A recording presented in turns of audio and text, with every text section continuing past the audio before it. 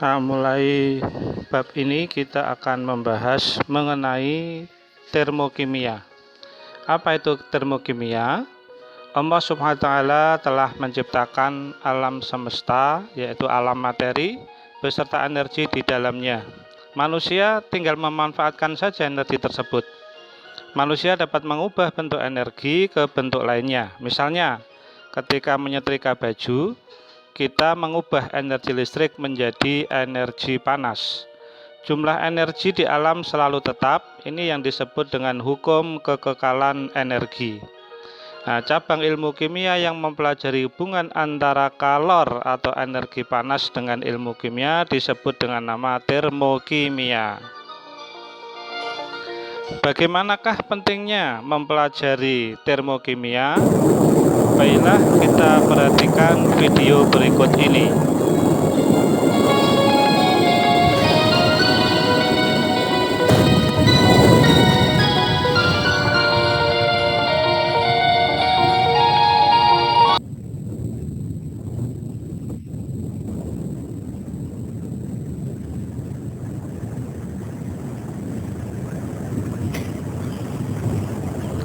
Tragedi meledaknya senyawa amonium nitrat di pelabuhan Beirut tersebut merupakan salah satu contoh reaksi eksoterm, yaitu reaksi kimia yang menghasilkan kalor atau energi.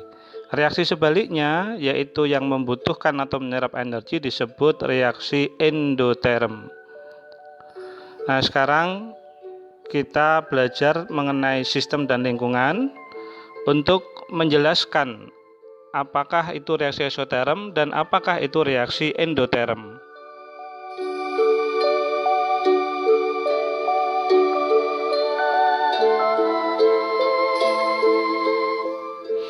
Sistem adalah semua peristiwa atau reaksi yang menjadi pusat perhatian yang diamati. Misalnya, terbakarnya amonium nitrat yang menyebabkan ledakan dahsyat. Sedangkan lingkungan adalah semua yang di luar sistem dan berpengaruh langsung terhadap sistem tersebut. Misalnya, ruang atau wadah tempat terjadinya reaksi, tekanan udara, suhu sekitarnya. Itu yang disebut dengan lingkungan. Adapun sistem itu ada 3 jenis. Yang pertama sistem terbuka, kedua tertutup, dan terisolasi. Sistem terbuka terjadi pertukaran materi dan kalor. Perhatikan gambar sistem dalam wadah botol yang terbuka. Di sana ada uap air yang bisa masuk dan bisa keluar. Itu adalah materinya. Sedangkan panasnya bisa masuk dan bisa keluar, artinya bisa bertukar dari sistem ke lingkungan. Yang kedua sistem tertutup. Terjadi pertukaran kalor tapi materinya tidak bisa berpindah. Misalnya reaksi dalam botol yang kita tutup dengan sumbat. Materi tidak bisa bertukar tetapi panasnya bisa bertukar dari sistem ke lingkungan. Yang ketiga, sistem terisolasi, tidak ada pertukaran kalor dan materi. Ini bisa terjadi pada wadah yang terisolasi, misalnya dalam wadah termos. Nah, sekarang yang B, entalpi dan perubahan entalpi. Setiap zat atau materi pasti memiliki energi. Nah, energi yang tersimpan di dalam suatu zat atau materi dan biasanya kita ukur pada tekanan tetap, misalnya pada tekanan udara terbuka seperti ini, maka disebut dengan nama entalpi. Dari bahasa Inggris H, lambangnya H, head. Entalpi tidak dapat diukur. Yang dapat diukur adalah perubahan entalpi atau delta H. Jadi perubahan entalpi atau delta H bisa kita ukur setelah terjadi reaksi atau adanya perubahan. Nah, besarnya delta H kita ukur dari reaksinya, yaitu reaksi adalah reaktan berubah menjadi produk, maka delta H adalah entalpi produk dikurangi entalpi reaktan. Jadi di situ HP adalah entalpi produk, produk ada hasil reaksi selalu terletak di ruas kanan, dan HR entalpi reaktan atau pereaksi terletak di sebelah kiri. Nah, dengan membandingkan besarnya HP dan HR, maka ada dua kemungkinan. Bila HP-nya lebih besar dari HR, maka deltanya positif. Tapi bila HP-nya lebih kecil dari HR, maka deltanya adalah negatif.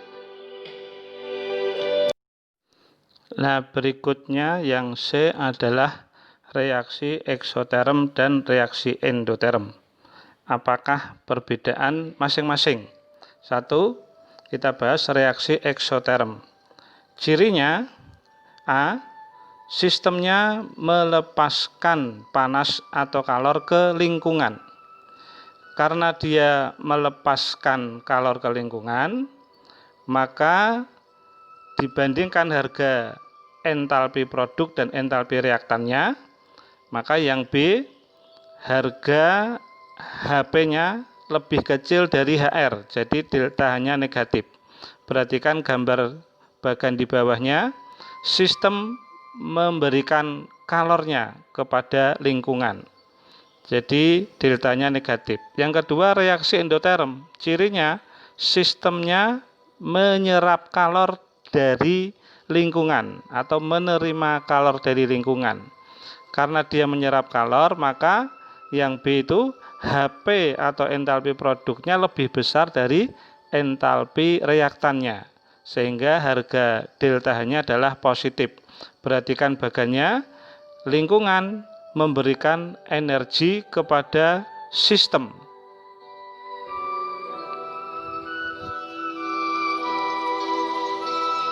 Bagaimanakah diagram perubahan entalpi? Untuk reaksi eksoterm, perhatikan contoh di bawah ini penjelasannya. Karena dia melepaskan kalor, bagian yang panah ke atas adalah entalpi. Pada reaksi A tambah B menjadi C, mula-mula A tambah B sebagai reaktan, tingkat energinya tinggi. Kemudian berubah menjadi C tingkat energinya rendah, dinyatakan sebagai HP. Nah, selisih antara HP dan HR itu kita sebut dengan nama delta H. Karena HP lebih kecil dari HR, deltanya negatif. Yang kedua, reaksi endoterm, yaitu menyerap kalor. Kita lihat reaksinya, A tambah B menjadi C. Panah ke atas adalah tingkat energi entalpi. Untuk HR-nya, entalpi reaktan mula-mula itu di bawah A tambah B, kemudian berubah menjadi C yang di atas. Nah, selisih antara HP dan HR itu adalah delta H. Karena HP lebih besar dari HR, delta H-nya positif. Berikutnya adalah yang D, persamaan termokimia. Apa itu persamaan termokimia? Yaitu persamaan reaksi yang menyatakan mol zat bereaksi dan zat hasil reaksi dan dilengkapi dengan perubahan entalpi atau delta H yang dituliskan di sebelah kanan persamaan reaksi tersebut. Untuk diketahui bahwa pada satuan perubahan entalpi atau delta H biasanya digunakan kilojoule kg atau kilokalori kcal, ya.